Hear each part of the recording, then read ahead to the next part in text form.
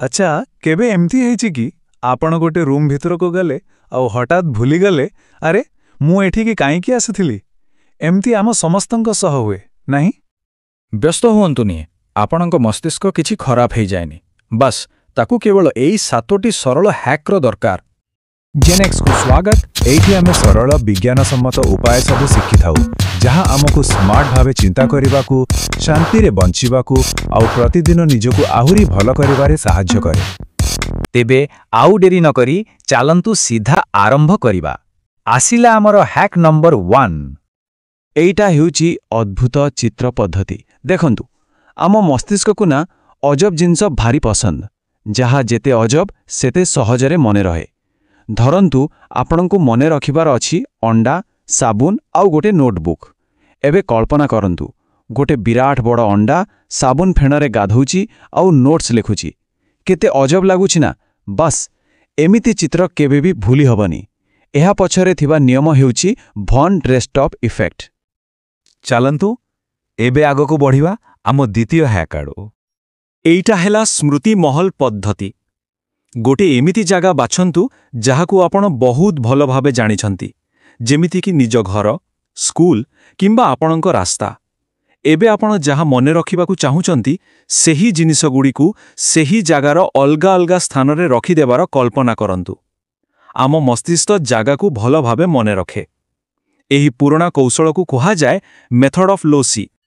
Ready अछंती चालतो देखिबा आमर तृतीय हैक। एहार ना हेउची कहानी श्रृंखला पद्धति। जदि आपणक पाखरे किछि अलगा अलगा शब्द अछि ताकू नै गोटे कहानी तैयारी करि दियंतु जेमति कि कुकुर बॉल आउ चंद्र।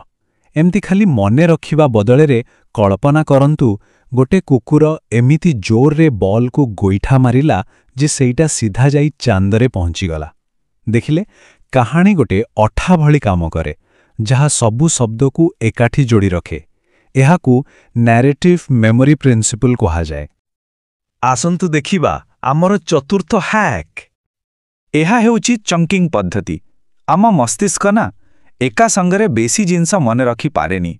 तेणु आमे तथ्य को छोटो छोटो भागरे बांटी देउ। फोन नंबर कथा भावंतु आमे ताकू पूरा एकाठी माने रखुना बरं छोटो छोटो भागरे मने रखु। ठीक सेमती 1998 276 बदले 1998 276 कहिले सहजरे मने रहे।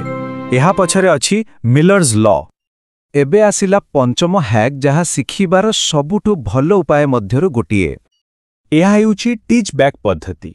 नियमटा बहुत सरल। जदि आपण कोनोसी जिंसको सरल भाषा रे बुझाई पारु नाहंती तार माने आपण निजे ताकू ठीक भाबे बुझी नाहंती।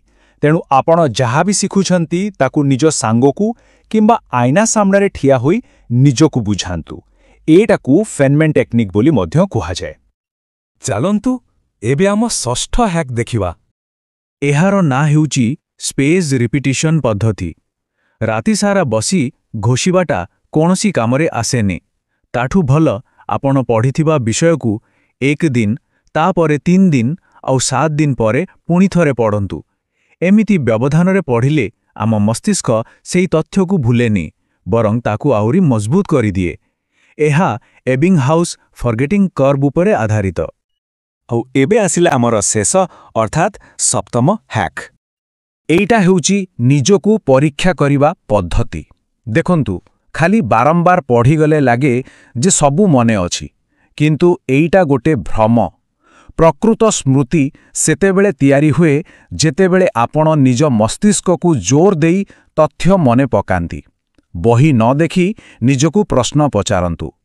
एही प्रक्रिया मस्तिष्क को अभ्यास कराए आउ स्मृति को शक्तिशाली करे। एहाकू टेस्टिंग इफेक्ट कुहा जाए। तेबे देखिले तो स्मरण शक्ति बढ़ेबाटा किछि जादू नुहे। एहा पछरे विज्ञान आउ मनोविज्ञान रहिछि। ताहेले आसंतु शेषरे थरे सबु हैक गुडी को मने पकई देबा। अद्भुत चित्र स्मृति महल कहानी श्रृंखला chunking teach back space repetition आउ शेषरे निजको परीक्षा करिबा। तेबे एथिरु केउ हैकटी को आपण प्रथमे चेष्टा करिबाकू जाउछंती तळे कमेंट करी सेही हैकर नंबरटी निश्चय जणांतु।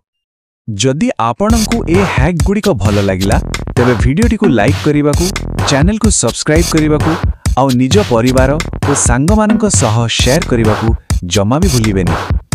ସବୁବେଳେ ନୂଆ କିଛି ଶିଖିବାକୁ ଚେଷ୍ଟା କରନ୍ତୁ। ଦେଖା ହେବ ଆମର ପରବର୍ତ୍ତୀ ଜେନିକ୍ସ ହ୍ୟାକ୍ସ ଏପିସୋଡରେ।